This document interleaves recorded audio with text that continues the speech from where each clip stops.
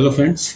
आज जो टॉपिक हम लोग डिस्कस करने जा रहे हैं दैट इज़ जेनेटिक एल्गोरिथम। अक्सर हम लोग जेनेटिक एल्गोरिथम के बारे में सुनते हैं, सोचते हैं और कुछ पर्टिकुलर कॉम्प्लेक्सिटीज़ हैं जिनकी वजह से ये समझ में नहीं आता।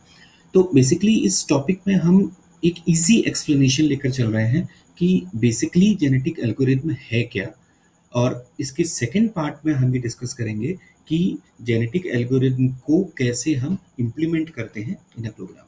तो चलिए देखते हैं।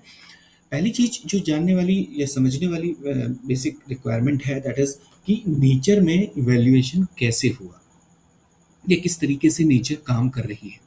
तो नेचर का जो वर्किंग कॉन्सेप्ट है वो बेसिकली काम करता है लाइक जनरेट एंड टेस्ट।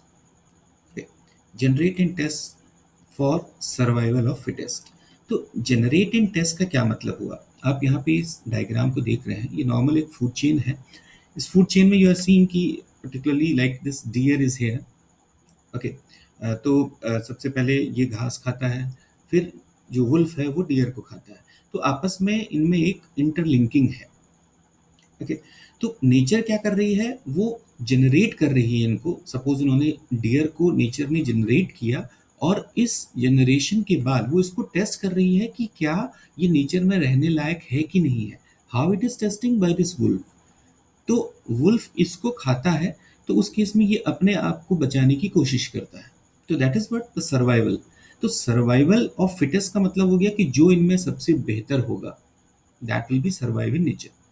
अच्छा, इसमें अगर हम इन दोनों की रिलेशनशिप को देखें तो एक पॉजिटिव इन्फ्लुएंस और नेगेटिव इन्फ्लुएंस होता है। पॉजिटिव इस सेंस में कि अगर इनकी जो हिरन है, जो डियर है, उनकी संख्या बढ़ती है तो it is a positive influence to these wolves. तो वुल्फ्स के लिए एक बेहतर चीज़ है। लेकिन अगर वुल्फ्स की संख्या बढ़ती है तो that is a negative influence for these dears, क्योंकि ज़्यादा वुल्फ होंगे तो वो डियर्स की संख्या अपने आप कम हो जाएगी। तो उसी तरीके से ये एक पर्टिकुलर इन्फ्लुएंस है नेचर में बिटवीन टू डिफरेंट स्पीसीज।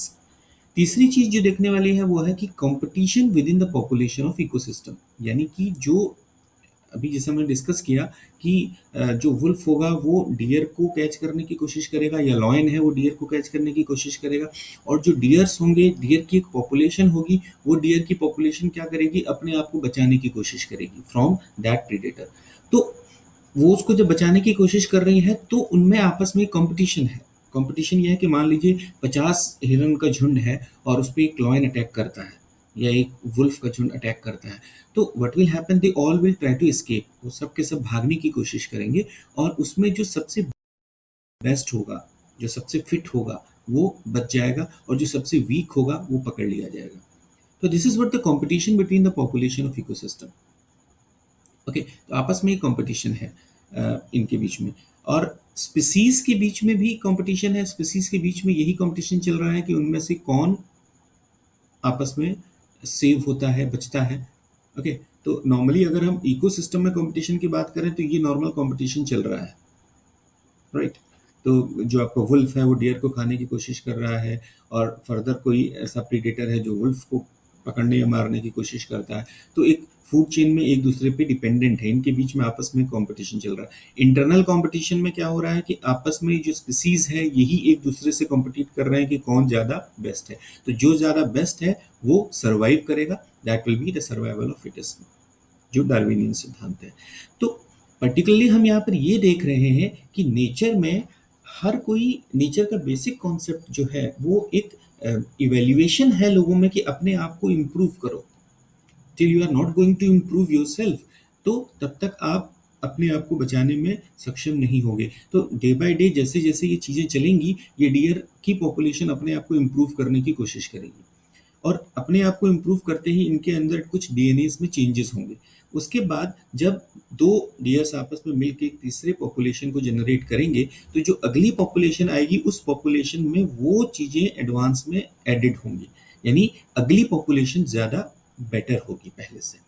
तो this is what the evaluation do, this is what nature do with the different species is कि जो भी आपस में, मतलब day by day they tries to improve, ताकि अगली जो पॉपुलेशन आए वो पॉपुलेशन ज़्यादा बेटर हो। तो ये चीज़ ध्यान देने वाली है कि पॉपुलेशन के अंदर दो ऑब्जेक्ट्स आपस में इंटरलिंक्ड हैं और वो जनरेट कर रहे हैं, एक बर्थ दे रहे हैं एक नई पॉपुलेशन को, नए ऑब्जेक्ट को with in the same domain, और उसमें उसके पेरेंट्स से ज़्यादा अच्छी क्वालिटीज़ हैं। Okay, let's move on. जो सेंट्रल थीम है हमारी इस पर्टिकुलर जेनेटिक एल्गोरिथम का, वो है robustness. Robustness means survival in many different environments. यानी कि जो पर्टिकुलर कोई भी ऑब्जेक्ट है, कोई भी एनिमल है, प्लांट है, या कोई भी ऐसा चीज़ जो नेचर से रिलेटेड है, वो अलग अलग एनवायरनमेंट्स में सर्वाइव कर सके। And same we will try to develop with the objects और द आर्टिफिशियल थिंग्स जो हम बनाते हैं, कि उनमें भी एक रोबस्टनेस फीचर होनी चाहिए। ठीक है, like you are seeing this truck. Okay, ये ट्रक बेसिकली रोबस्ट तभी कहलाएगा जब ये अलग अलग एनवायरनमेंट्स पे इजीली वर्क कर पाएगा। पहाड़ों पे भी चल पाए, पानी पे भी चल पाए, नॉर्मल फ्लैट पे तो चली जाए। तो इस तरीके से ये अलग अलग एनवायरनमेंट्स पे अगर इजीली वर्क करता है तो we will say it's a robust object. तो robustness is basically required in genetic algorithm for which we are working, जिसके ऊपर हम काम कर रहे हैं। तो आइडिया क्या है जेनेटिक एल्गोरिथम का? आइडिया ये है कि हम एक कॉम्प्लेक्स ऑब्जेक्ट को क्रिएट कर रहे हैं by adding two simple objects. यानी दो सिंपल ऑब्जेक्ट्स को, जैसे दो डियर्स ने आपस में मिलकर तीसरा एक डियर बच्चे को जन्म दिया, तो उस डियर में उसके पेरेंट्स के फीचर ऑटोमेटिकली आएंगे, और अगर उन्होंने एनवायरनमेंट से लड़ के अपने अंदर कुछ पॉजिटिव चीज़ डेवलप करी होगी तो वो उनके बच्चे में ऑटोमेटिकली आएगी। तो हम दो सिंपल चीज़ों को जोड़कर एक कॉम्प्लेक्स चीज़ बना रहे हैं। Next thing is what we are doing, we are randomly mixing the genes. जो भी जेनेटिक क्वालिटीज उनके अंदर है उनको हम रेंडमली मिक्स कर रहे हैं, और मिक्स करके एक नया जीन डेवलप कर रहे हैं। तो इस तरीके का जो ऑप्टिमाइजेशन होगा, ऑप्टिमाइजेशन यहाँ पर हो रहा है। किस तरीके से ऑप्टिमाइजेशन हो रहा है कि हम एक वीक से स्ट्रॉन्ग, स्ट्रॉन्ग से और ज़्यादा स्ट्रॉन्ग एक नई जनरेशन को डेवलप कर रहे हैं। तो वी आर ऑप्टिमाइजिंग इट। तो नेचुरली जैसे ऑप्टिमाइजेशन हो रहा है उसी तरीके से हम प्रोग्रामेटिकली ऑप्टिमाइज करते हैं थिंग्स को, तो उसको हम जेनेटिक एल्गोरिदम बोलते हैं।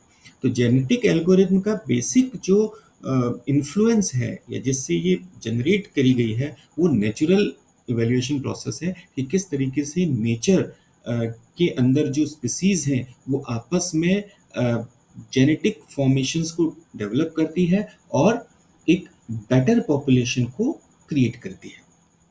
तो this is basically what we have in this topic, in this part 1 video. Second part में हम ये देखेंगे कि कैसे जेनेटिक एल्गोरिथम काम करता है।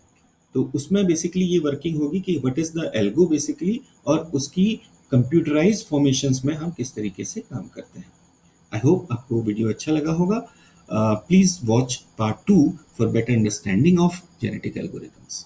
Thank you very much.